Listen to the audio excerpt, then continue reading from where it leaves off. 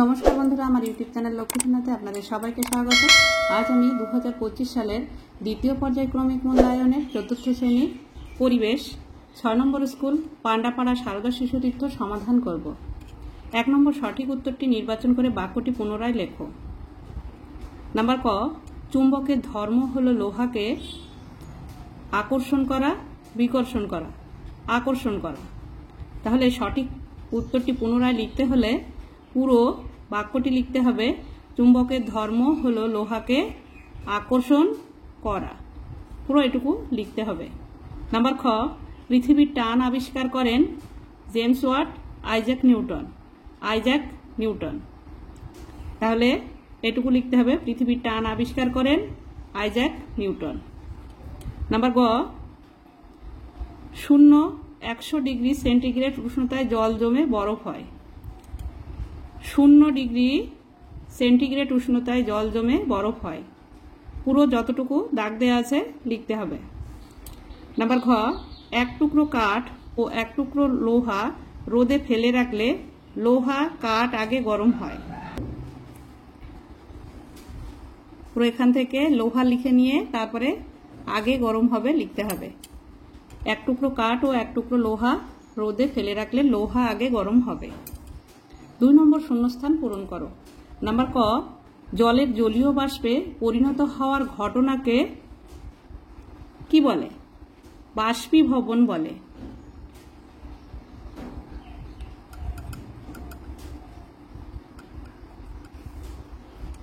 Number খ, মানুষের শরীরের স্বাভাবিক উষ্ণতা 98.4 ডিগ্রি ফারেনহাইট।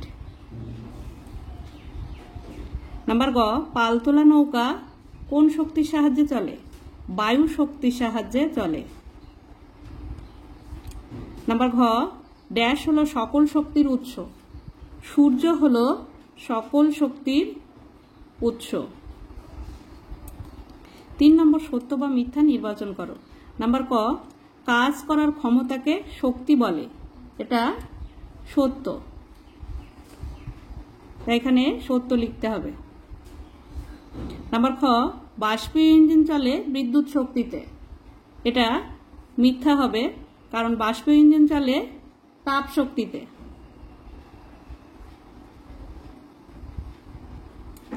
নাম্বার গ, সেলসিয়াস স্কেলে সর্বনিম্ন তাপমাত্রা 32 ডিগ্রি সেন্টিগ্রেড।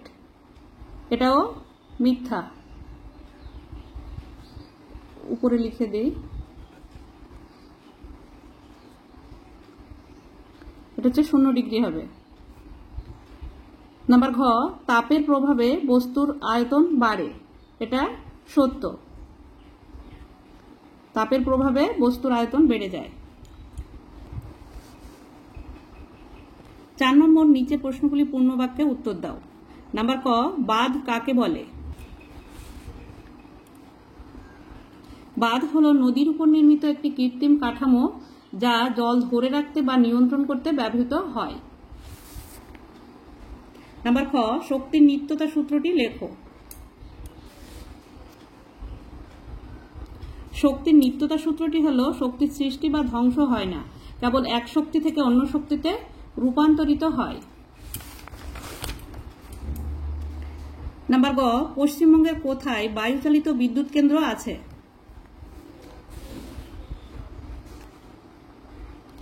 দক্ষিণ 24 পরগনার ফ্রেজারগঞ্জে বায়ুচালিত বিদ্যুৎ কেন্দ্র আছে। নাম্বার ঘ, থার্মোমিটারে কোন ধাতু ব্যবহৃত হয়?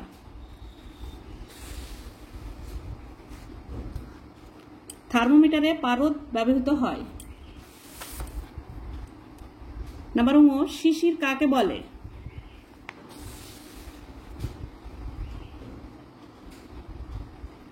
শিশির হলো জলীয় বাষ্প বা আর্দ্রতা, যা বাতাসের সঙ্গে মিশে শীতল বস্তুর সাথে জমা হয়ে ছোট ছোট জলের ফোঁটা তৈরি করে।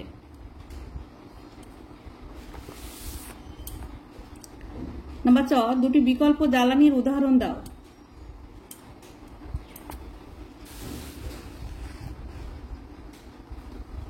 দুটি বিকল্প জ্বালানি হলো সিএনজি সৌরশক্তি ও বায়ু শক্তি। 5 নম্বর, নিচের প্রশ্নগুলির যথাযথ উত্তর দাও। নাম্বার ক, রেল লাইনের জোড়ার মধ্যে ফাঁক থাকে কেন? রেল লাইনে জোড়ের মধ্যে ফাঁক রাখা হয় কারণ আমরা জানি কোনো ধাতব পদার্থ তাপ পেলে আয়তনে বেড়ে যায়। যখন বিরাট রেল লাইনের উপর দিয়ে যায় তখন রেল লাইন ও চাকার ঘর্ষণের ফলে যে তাপ উৎপন্ন হয় সেই তাপের ফলে রেল লাইন বেড়ে যায়। যদি রেল লাইনে ফাঁক না থাকতো তাহলে রেল লাইন বেঁকে যেত, ফলে রেল দুর্ঘটনা ঘটত। এর জন্য রেল লাইনের জোড়ের মধ্যে ফাঁক রাখা হয়। নাম্বার খ, টেপ রেকর্ডারের মূল শক্তি ও রূপান্তরিত শক্তির নাম লেখো। জ্বর মাপার জন্য কোন থার্মোমিটার ব্যবহার করা হয়? টেপ রেকর্ডারের শক্তির রূপান্তরটি সাধারণত এভাবে ঘটে। মূল শক্তি হলো বিদ্যুৎ শক্তি, এই বিদ্যুৎ শক্তি থেকে যান্ত্রিক শক্তি আসে, যান্ত্রিক শক্তি থেকে চৌম্বক শক্তি, চৌম্বক শক্তি থেকে শব্দ শক্তি। জ্বর মাপা হয় ক্লিনিক্যাল থার্মোমিটার দিয়ে। এই ক্লিনিক্যাল থার্মোমিটার দুই ধরনের, একটা হচ্ছে পারদ থার্মোমিটার আর একটা হচ্ছে ডিজিটাল থার্মোমিটার। এই দুই ধরনের থার্মোমিটার দিয়ে জ্বর মাপা হয়। নাম্বার ক, জল শক্তি থেকে কিভাবে বিদ্যুৎ শক্তি তৈরি করা হয়? জলের স্রোতকে কাজে লাগিয়ে টারবাইন ঘুরিয়ে জলবিদ্যুৎ তৈরি করা হয়। তবে জলের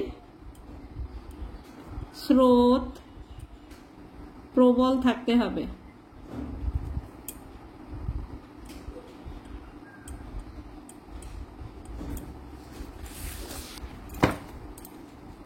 নাম্বার ঘ, ডাক্তারি থার্মোমিটারের চিত্র অঙ্কন করো। বন্ধুরা, এই থার্মোমিটারের চিত্রটি নিজেরা অঙ্কন করে নেবে। আজ এই পর্যন্তই। ভিডিওটি যদি ভালো লাগে লাইক, কমেন্ট ও শেয়ার করবেন ও চ্যানেলটি সাবস্ক্রাইব করবেন।